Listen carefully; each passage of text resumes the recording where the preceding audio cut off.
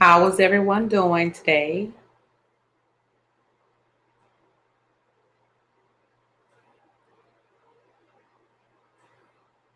How is everyone doing today?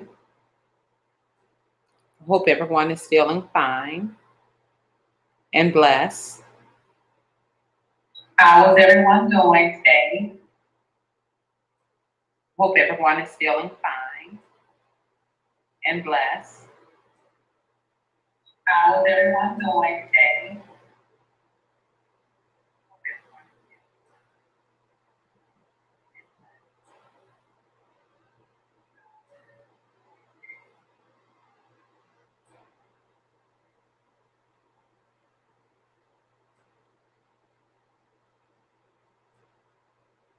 I just was coming on to talk about respecting yourself and loving yourself first before you can love and respect anyone else. If you can hear me, just put a one in the chat, please.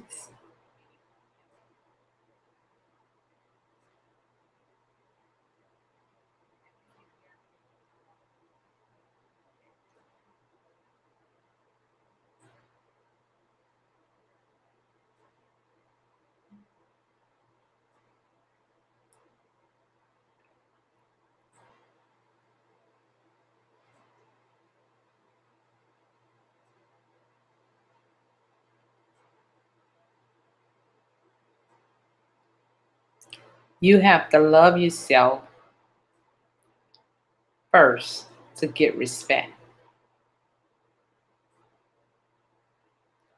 And I think it's wrong when you're being disrespected because if you don't disrespect yourself, you can't allow other people to disrespect you.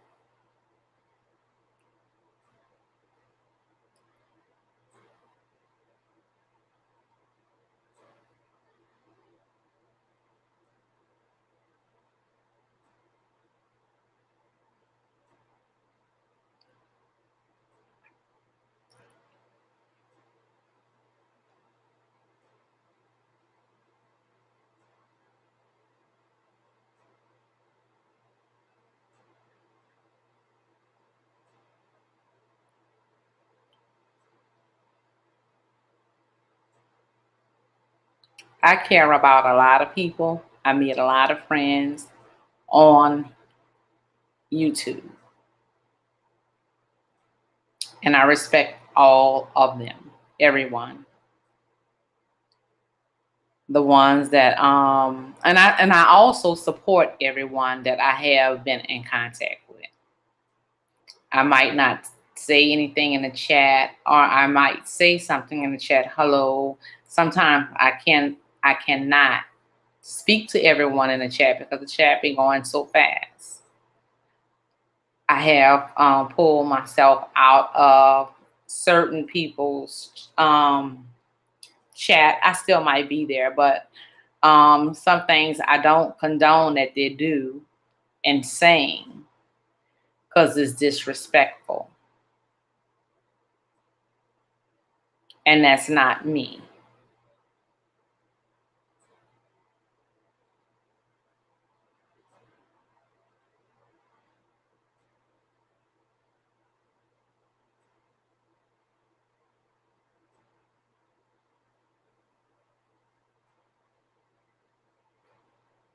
If you would like to say anything, ask any questions, anything, you can. You can comment in the chat. You don't have to be scared of anyone.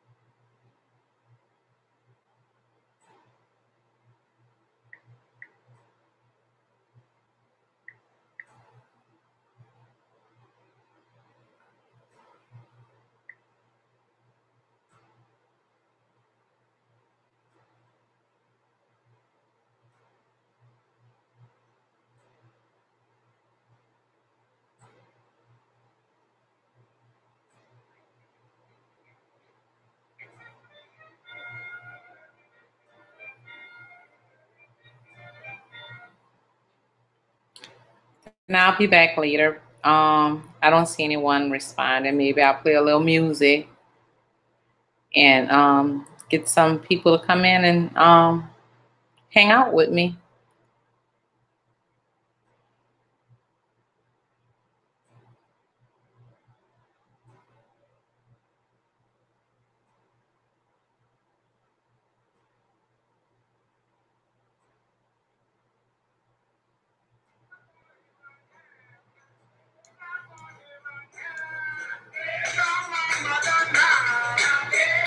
This some Mardi Gras indie music I'm playing.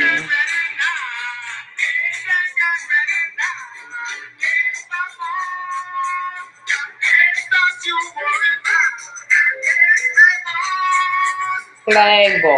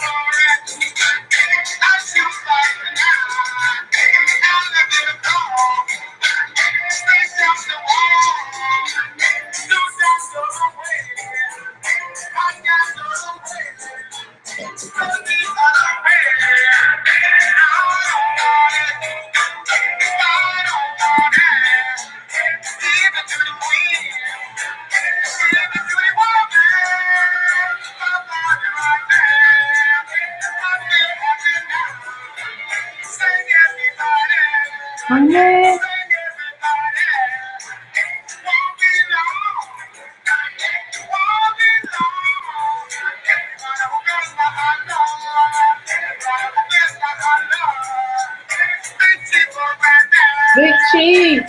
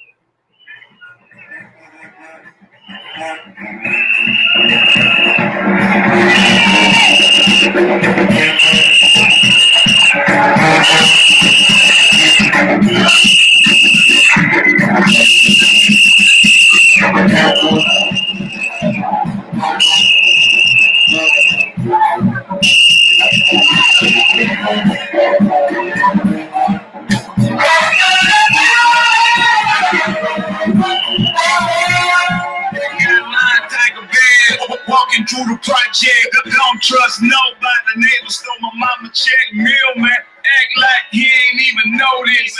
You seeing the music now, this Master P, the first hip hop album to where you see the music.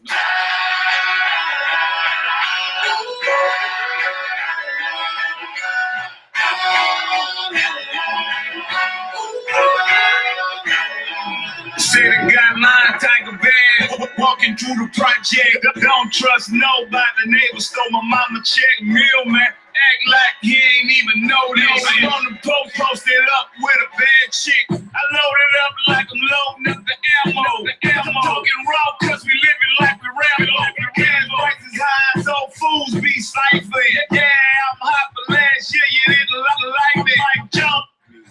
I'm in New Orleans. This our culture, you know, the Indians, we going crazy right now, man. I'm representing Big Chief right now. You know what I'm saying? It's like a sacred thing. I definitely appreciate them for letting me do this and get out here and do this in my community. This music video is called It's a Jungle Out Here, which is real. You know, we lost a lot of soldiers out here, and this record, this like one of my favorite records. And to be able to do this at home with my people, you know, we're just gonna go crazy. We're gonna turn all the way up. Show y'all what it's about. Came up with this record. It was one of the records, just a party song, but then I wanted to add some kind of message into it. So this record is, you know, we're going crazy. We're in the world. That's what it is, the culture. You know, Mardi Gras, the Indians, we go crazy. That's what we do. Show up! Yeah. Big Chief Camp, Moore Hunter, downtown LG. It's the Moore Hunter, 1.5. I got Flag Ball Jamal, Flag Ball Kent, left flag. Got my other 5 ball over there right there. I got 5 ball right. I got my second 5, Kennedy. Wow. Chihuahua, Moore Hunter, LG. Yeah. Drink on these strong, on these drink, on these truck, jumping hard, going home, on these drink, on these project. You know, this my youngest soldier right here. He going crazy right now. He came out represent. Tell him how old you is. 8. Yeah, 8. Doing this thing, you heard? It don't even matter about how old you is, how young you is. Get out and represent. You going crazy, man. New Orleans. Love. Bring y'all over to my dog, man. Represent. Tell him what's up with us, man. Hey, I'm Flag Boy Mohawk on the Crosstown, baby. And what you doing is I appreciate it because what you see here is a jungle song, jungle music, doing jungle things. And this after edition that we gonna let it swing in there, baby. Swing, like boom, boom. Better you heard jungle. You better. Man, we done lost so many soldiers, man. We just out here representing. You know, in New Orleans, we second line. You know. When we talk about our people and talk about our culture, talk about heritage, man, we just go crazy. It's a joy. We the gumbo city. Yeah. You got to know what we find music. So we do this, man. This ain't something. Grown men make grown suits. That's how we do that. We appreciate y'all. Yeah, you're right. Keep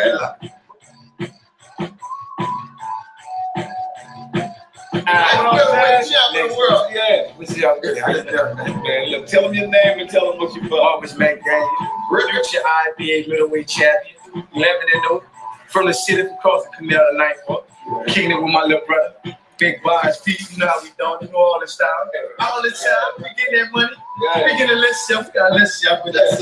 You know, let's something. Yeah. You know, y'all looking forward to seeing my quick fight for the NABF belt, then it's gonna see the same I win that one. You know, this is my dog right here. Y'all know what's happening, man. We going crazy right now. Me and Gangsta got a hot record, man, that I'm telling y'all straight. I tell y'all about the South music and being able to be from Louisiana. Me and my dog been rocking a while. This our time again, 2014. The jungle, because this is what we live in, the jungle down here. And we just represent. He get better with time, baby. Yeah. Make him say, yeah. We out here going crazy right now. I'm about to put my crown on right now, so y'all gonna see the video. I told y'all, it's not about listening to the music, it's about seeing the music. I'm the first hip hop artist to do this. I know Beyonce did her thing on R&B side, but I'm talking about 18 songs, all visual. And I had to stop everything I did to come home and do this at home. You know what I'm saying? And I got the real Indians with me, man. We going crazy right now. Oh!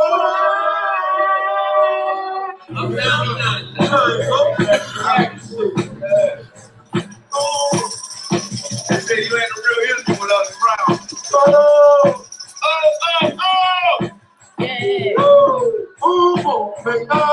Yeah, man, I told y'all.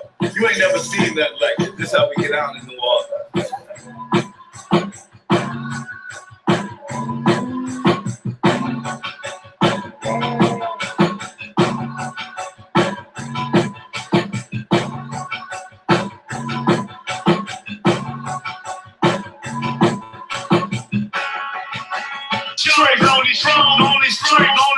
Jumping hard, going home, on these projects to the high rise that goes going bye-bye. Got girls twerking for me, smoking just like she rap. Yeah, I get better with.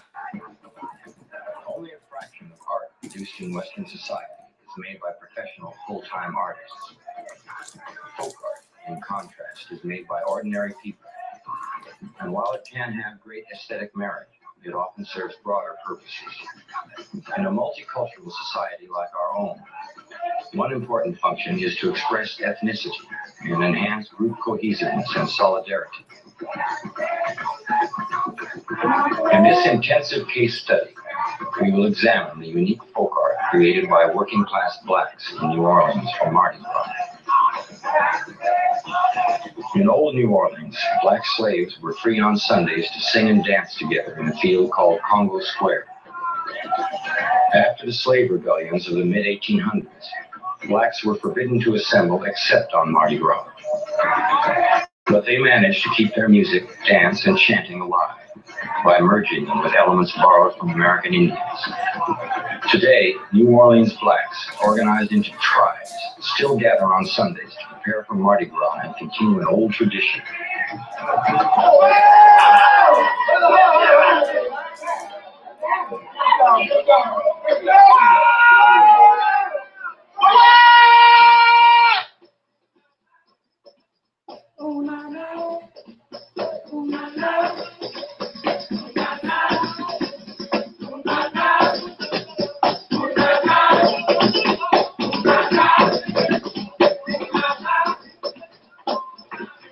The history of the Black Indians dates back to 1682, when North American Indians witnessed the arrival of the French settlers in Louisiana.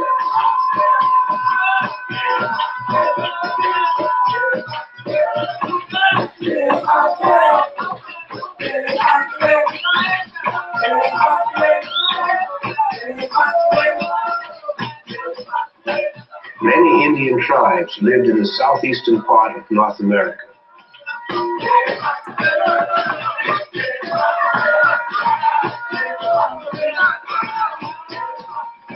West of the old city of New Orleans were the Caddo, Yatasi, and Natchitoches. In the south, the Attakapas, Appaloosa, Chitimacha, and the Chawasha. To the north were the Acolapisa, Houma, Natchez, and Tunicas. To the east, the Choctaw, Chickasaw, Creeks, Biloxi, and the Seminoles.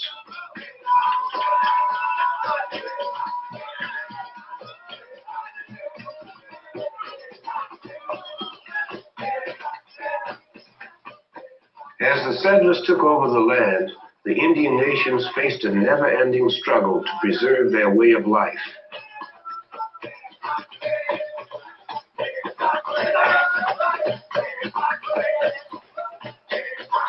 Many of the customs and traditions of the North American Indians are preserved today by the Black Indians of New Orleans.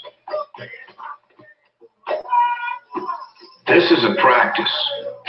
Traditionally, a practice begins with the Indian prayer song, My Indian Red.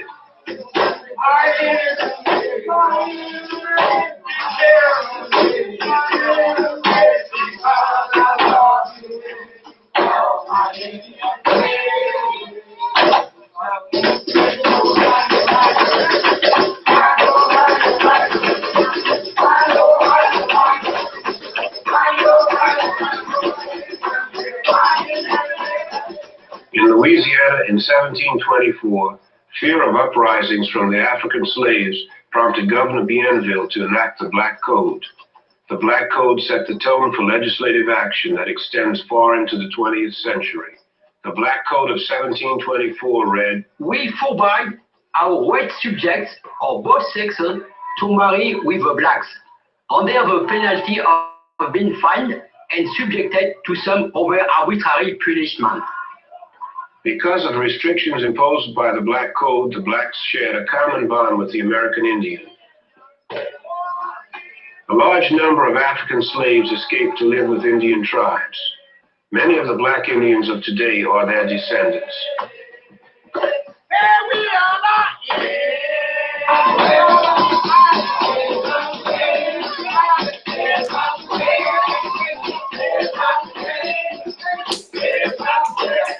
Young and old are encouraged to participate in the dance. Tribal dances are usually conducted by men. A practice takes place in a neighborhood bar on Sunday after church hours. It is more than a practice. It's a celebration of life. This is the dance of the chiefs.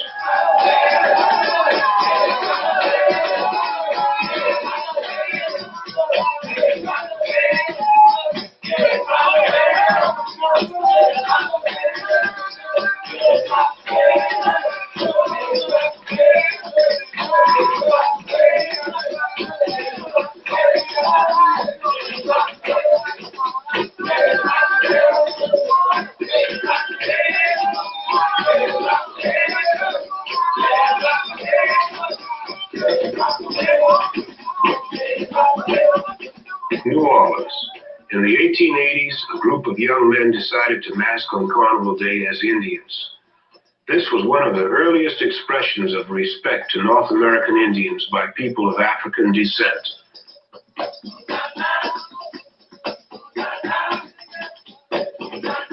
The group called themselves the Creole Wild West. Their first chief was a man named B. Kate, who was a descendant of Africans and North American Indians. Allison Tootie Montana, big chief of the Yellow Pocahontas tribe, is the great nephew of B. Kate.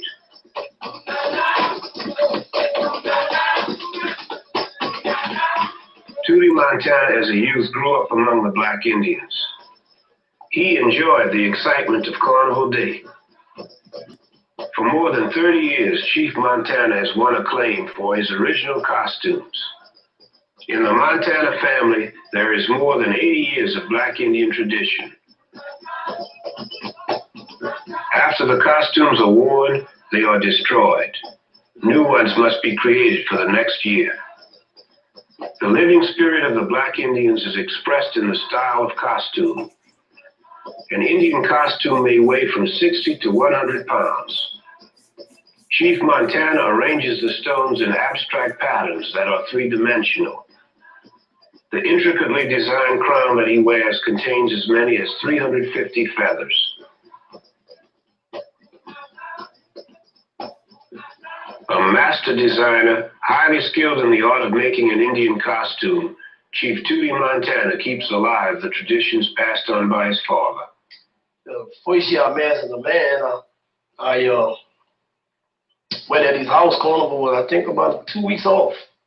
And I found him, I told him, I said, I want to mask this year. He said, well, mask? He said, you know, Carnival's right around the corner, you know.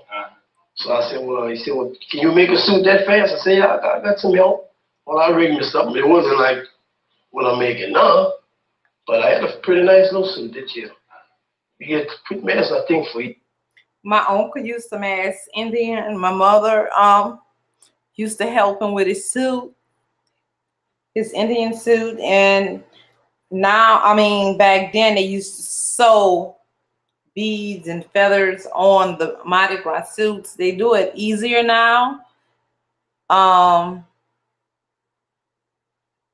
They do it easier now. Is an easier way to do the suits. And later on, I'll post. I have a lot of pictures of the Mardi Gras Indians that I can put on my YouTube. My own personal pictures that I have taken. I'm gonna turn it back on so we can listen. Yeah, and a friend of mine went and got him because they started a gang from down the 8th Ward called the 8th Ward Hunters. The Indian been here since they've been black folk. Masking. There's been a lot of attempts by other people to mask Indian, but you know, it's a traditional thing where some of the gangs, like you hear the names White Eagles, Creole Wild West, Golden Blades, Yellow Pocahontas, Wild Swatoons. You know, these names go back, even the songs that they sang speaking to Indians, men that had masked Indians years before. And the Mardi Gras Indian here, for instance, if you watch how they go through the whole rehearsal, the dance, and what they're doing is all speaking to the American Indian. They shave their faces, rid themselves of all hair on their face, they paint their faces red, and each gang is like a minor form of a huge Indian nation. There's a lot of tradition involved in that. I don't know, the Mardi Gras Indian is something that you just got to be part of the feeling of what it's all about. It's just part of our heritage.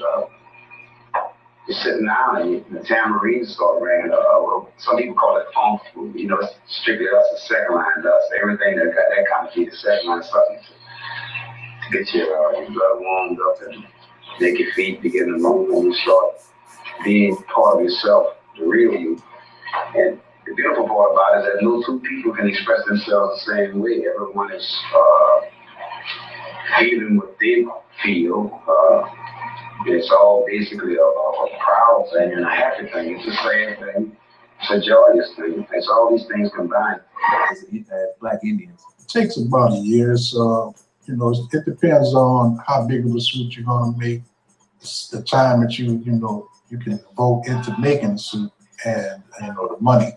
When a person says, how long does it take to make an Indian suit, and you tell them a year, the truth of the matter is, it is a 1 year of a life. And what I mean by that is, if you were working on what we call a collar or a dicky, if you were working on that part of your suit in November, you could pinpoint what section you were on during Thanksgiving.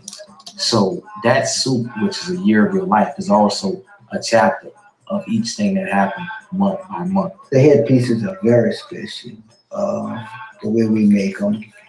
And we don't describe too much how we make them, but we use beads and sequins. And I took a little uptown flair, although I was a downtown Indian, I took a little uptown flair. And that flair was basically plumes. Well, downtown was basically feathers, beads and sequins. Where uptown was rhinestones and beads and plumes. It's not something you can like, you gotta love it. It's a labor of love. So that sewing thing is a very, very intimate, very spiritual thing, because when we sew, we're singing songs and we're thinking about, we're masking as we're sewing. As a person is sewing that apron, in his mind, he's meeting those guys with that suit on. He sees that already. So he's just doing what it takes to make that vision a reality.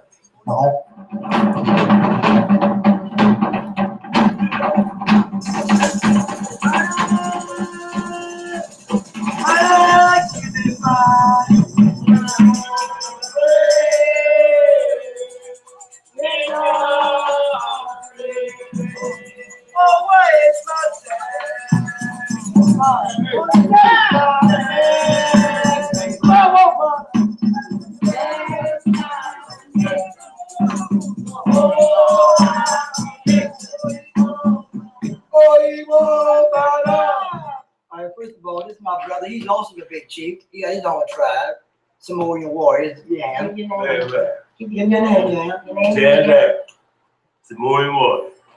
And you met my tribe, my son, my wife, Big Queen Wanda. Queen of the nation. She's the queen of the nation. And I tell everybody she's the queen of the nation because we raised all our kids from babies. And she always been on my side, Mason, as my queen. And she's been one of the few women in the city that actually make her own costume. There are other queens that mayors, but they don't make their own suit. My queen make her own costume every year.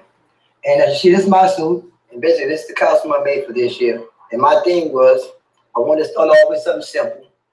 And I did this costume because I didn't have no money this year. And I wanted to show the people that you can have an elaborate costume even when you don't have a whole lot of money. And what I do, I actually start off by drawing a picture for everybody. And we take it and we outline it in black beads. This is mine for next year for Mardi Gras. That's my wife's for her for Mardi Gras. And I draw the picture, then we outline it in black and come back and fill in the colors. It's the first step to making the costumes. The beads are actually 1 bead at a time. To make each one of these costumes, millions of beads to take the sword patch. This is my son costume. They're all handmade. They're also everyday. And like my friend was telling you, this year I actually assembled all the costumes together for the kids. And I want to ask two things to the parents. One, that they be there with their child Mardi Gras Day. Two, that they give me back my costumes. But I did that so the kids are so. Show me up, both fellas. Hold them up. Hold that one up, man. Get that one. Let me hold that one.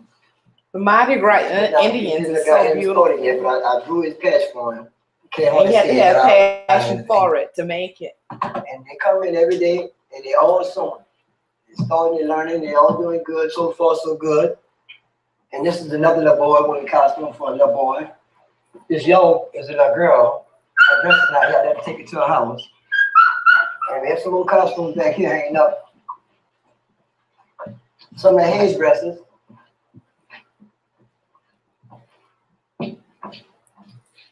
These are some of the head pieces that we wear on our heads, our crowns. And every Indian, whatever color he wears that same color crown. And these are the feathers. They're very expensive. A pound of plume costs about $300 a pound. And this year I used on my crown, my white crown, and my 2 sticks, 9 pounds. Didn't have no job. I didn't know how I was going to do it. But God blessed me because I was helping these kids. And I was able to get stuff from people and, you know, borrow their money from mom and everybody and pull it off. So, but I'm kind of scared because I don't know how I'm going to do it next year. So I'm so glad that my friend stepped in to try to help me help these kids because I know they don't have no income. And like I say, it really is a dying culture because too many of the Indians today don't want to sew. They're buying this stuff, or they're buying it, or they're reusing it over and over. And I hate to say it, but some of the best Indians are doing that. And I don't knock them because they're pretty, but I knock them because if they don't know how to make a costume, how you going to teach somebody else? And it's really a shame that this culture is dying the way it is. So I'm just trying to keep it alive. And I'm not really a show Indian, which I got a chance to do some shows. But I'm not really showing. I'm there about 30 years. And I'm about the youngest chief with that many years in the city. I say, mother!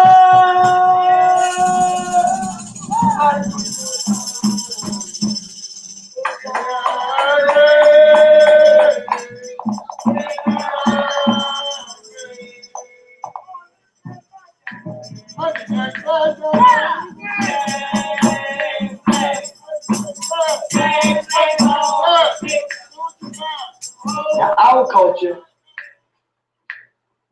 came from slavery. Our culture pays homage and tribute to the American Indian.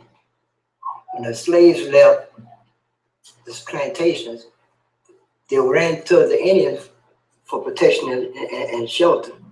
So as a result, we interbred with them. Can you explain to people what a second line is like? Easiest and quickest way I could say, just like a moving party or a moving concert, you know, really a lot of people who just expressing themselves, whatever.